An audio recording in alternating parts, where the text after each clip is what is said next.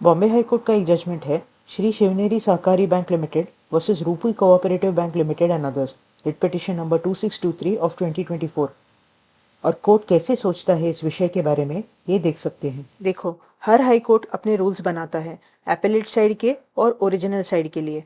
ये नाम से ही पता चलता है, एपेलेट साइड मतलब जो कोर्ट्स नीचे के कोर्ट से आए हुए मैटर सुनते हैं, और ओरिजिनल साइड जहां पहली बार ही केस हाई कोर्ट में फाइल होता है। इस केस में रिट पिटिशन फाइल हुआ आर्टिकल 227 के अंदर कोल्हापुर जिला में उठते मैटर को लेके कि क्या वो कोल्हापुर बेंच में सुनना होगा या मुंबई में। हाईकोर्ट का कहना था कि तथ्यों को लेके कोई मतभेद नहीं था कि कोल्हापुर के कोऑपरेटिव कोर्ट यानी वो नीचे का कोर्ट जहां सहकारी संस्थाओं के झगड़े जाते हैं, वहां एक डिस्प्यूट जो केस को कहते हैं कोऑपरेटिव कोर्ट में, वो डिसमिस हुआ था। उससे अपील आता है कोऑपरेटिव एपेलेट कोर्ट में जहां अपील अलाउ हुआ है। जो मेन विषय था मैटर का, लेटर ऑफ क्रेडिट को लेके, वो रिस्पोंडेंट नंबर 3 ने पेटिशनर बैंक से कोल्हापुर ब्रांच से लिया था। रिस्पोंडेंट नंबर 1 का बिजनेस है कोल्हापुर जिला में और रजिस्टर्ड ऑफिस है पुणे में। कोल्हापुर में बॉम्बे हाई कोर्ट का एक सर्किट यानी ब्रांच जैसा खुला हुआ है। तो पेटिशन में सवाल था कि कौन से बेंच को टीजे होगा। पेटिशनर का कहना था कि आर्टिकल 226 और 227 में फर्क है कि 226(1) है जहां अथॉरिटी बैठता है वहां के कोर्ट को टीजे होगा, और 226(2) कॉज ऑफ एक्शन जहां उत्पन्न होता है वहां के कोर्ट को टीजे देता है। कि 227 में ऐसा कुछ स्पेसिफिक नहीं होता है, तो 227 में हाईकोर्ट सिर्फ ये देखता है कि नीचे के कोर्ट उसके टीजे में आता है या नहीं, और कि जो कॉज ऑफ एक्शन का उल्लेख सीपीसी में किया है वो 227 में नहीं देखना है। पेटिशनर ने साफ किया कि उसने खाली 227 के अंदर पेटिशन फाइल किया है, ना कि 226 के अंदर। आगे पेटिशनर का कहना था कि कोल्हापुर में सिर्फ सर्किट बेंच खुला है जो बॉम्बे हाई कोर्ट का ही एक्सटेंशन है। इस पे पेटिशनर ने डॉक्ट्रिन ऑफ मर्जर का वापर किया।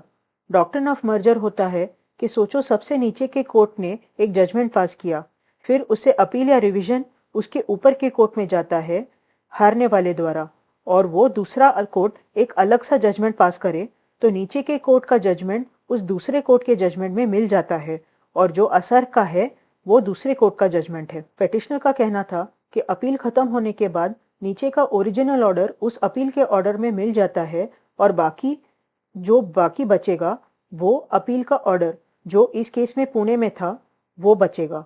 तो बॉम्बे हाई कोर्ट के पास आना चाहिए मैटर। पेटिशनर का कहना था कि 227 के लिए कॉज ऑफ एक्शन कहाँ उत्पन्न हुआ वो कुछ देखने की आवश्यकता नहीं है, खाली ये देखना है कि नीचे का जो कोर्ट या ट्रिब्यूनल है वो अपने अधिकार क्षेत्र में काम कर रहे हैं या नहीं।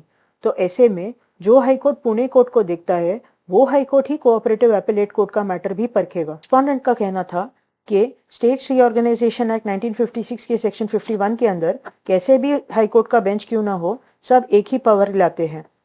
उसके लिए कुछ जजमेंट्स भी लाए रिस्पोंडेंट ने कहा कि नोटिफिकेशन के हिसाब से जो chief justice Bombay high court ने इश्यू किया था कि कोल्हापुर में भी उसी हाई कोर्ट के जजेस बैठेंगे, और जो अमेंडमेंट अपेलेट साइड रूल्स में किए गए हैं रूल 3A जोड़ के, उस हिसाब से जो भी पिटिशंस 226 और 227 के अंदर फाइल करने हैं कोल्हापुर में और भी कुछ जिला से, उनको कोल्हापुर के सिंगल जज बेंच के पास ही जाना होगा। इसके बाद रिस्पोंडेंट ने कहा शब्द अरोज मतलब उत्पन्न होने का अर्थ समझाया कि पूरे डिस्प्यूट को पूर्ण तरीके से देखना होगा कि सब कुछ कोल्हापुर में हुआ है। डॉक्ट्रिन ऑफ मर्जर के विषय में रिस्पोंडेंट का कहना था कि एक जजमेंट के हिसाब से सुप्रीम कोर्ट ने कहा है कि जब कोई अपेलेट ट्रिब्यूनल एक से ज्यादा ट्रिब्यूनल के मैटर्स देखता है, तो जिस राज्य के हाईकोर्ट के नीचे ओरिजिनल अथॉरिटी आता है वो हाईकोर्ट देखेगा मैटर को।